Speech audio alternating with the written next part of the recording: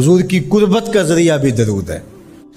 کون سا مومن ہوگا جس کو حضور کے دیدار کا شوق نہیں ہے؟ کثرت درود کی برکت یہ ہے کہ حضور کا دیدار نصیب ہوتا ہے۔ حضور کا دیدار نصیب ہو جائے تو بتاؤ اور کیا چاہیے؟ اللہ اکبر۔ فرمایا جو میرے اوپر ایک مرتبہ درود بھیجتا ہے اللہ اس پر 10 رحمتوں کا نزول فرماتا ہے۔ اور ایک حدیث میں آیا جو ایک مرتبہ میرے اوپر درود بھیجتا ہے اللہ اس کے 10 گناہ معاف کرتا ہے، 10 درجے بلند کرتا ہے اور 10 رحمتوں کا نزول فرماتا ہے۔ تو درود پڑھا حضور پہ کام اپنا بن رہا ہے۔ تو درود پڑھنے سے انسان کا باطن سنورتا ہے، اندر پاکیزگی نصیب ہوتی ہے، گناہ دھلتے ہیں، عیب دھلتے ہیں، پریشانیاں ختم ہوتی ہیں، مصیبتیں، آلام، مصائب، دکھ، ٹینشن، پریشانی جو کچھ بھی ہے یہ ختم ہوتا ہے، اور درود پرسکون بنا دیتا ہے انسان کو۔ راحت بخش ہے وظیفہ، سرور انگیز ہے یہ وظیفہ، نور بیز ہے یہ وظیفہ، ماحول میں شگفتگی پیدا کر دیتا ہے۔ اگر درود شریف پڑھو گے تو تمہاری بہت ساری پریشانیاں ختم ہو جائیں گی، تمہارے دکھوں کا مداوع ہوگا، تم ریلیکس ہو جاؤ گے درود پڑھنے۔ یہ درود شریف کی برکات ہیں۔ ایک مرتبہ درود پڑھنے سے 10 رحمتیں نازل ہوتی ہیں، اور جو بار بار حضور پہ درود پڑھتا ہے تو بتاؤ کہ کتنا بڑا ذخیرہ رحمتوں کا اس کے اطراف میں پھیل گیا۔ تو اس لیے کثرت کے ساتھ درود پڑھنا چاہیے۔ حضور علیہ السلام نے یہ بھی ارشاد فرمایا کہ جو میرے اوپر درود پڑھتا ہے میرے اوپر لازم ہے کہ میں اس کی شفاعت کروں گا۔ شفاعت رسول کے حصول کا ذریعہ درود بنتا ہے، چونکہ ہمارا آسرا ہی حضور کی شفاعت ہے۔ وہ دامن شفاعت کھولیں گے تو ہم گناہ گاروں کا کام بنے گا، اور وہ نصیب کیسے ہوگی حضور علیہ السلام کی شفاعت؟ کثرت درود سے۔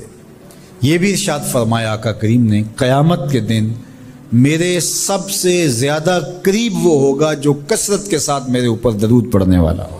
اللہ کا فرشتوں کی مجلس میں حضور کی ثنا کرنا یہ درود ہے۔ حضور کی مدح فرمانا، محبوب کی شانوں کو بیان فرمانا۔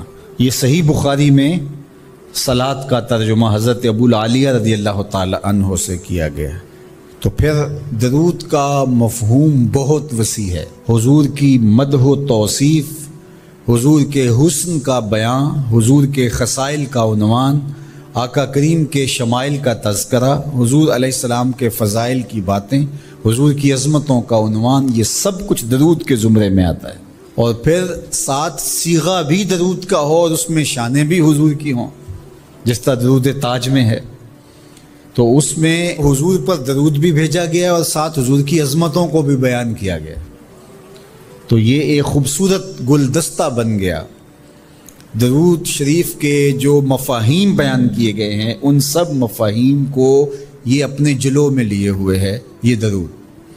تو کثرت کے ساتھ حضور علیہ السلام پر درود پڑھنے کی تلقین فرمائی گئی۔ حضرت ابی بن کعب رضی اللہ تعالیٰ عنہ فرماتے ہیں کہ آقا کریم نے ترغیب دی درود شریف پڑھنے کی، باقی امور اور عبادت، ذکر فکر تو میں نے عرض کی۔ ارشاد فرمائے کہ میں آپ پر کس مقدار میں درود پڑھوں، کتنا وقت، کتنا درود پڑھوں؟ تو آقا کریم نے فرمایا ماشیتا، جتنا تم چاہو۔ فرماتے ہیں میں نے کہا میں 1/4 حصہ درود پڑھوں گا، باقی 3 حصے دیگر عبادات اور دیگر وظائف اذکار بجا لاؤں گا۔ فرمایا جس طرح تم چاہو، جو تمہاری مرضی، لیکن اگر درود کی مقدار کو بڑھا دو تو تمہارے لیے بہتر ہوگا۔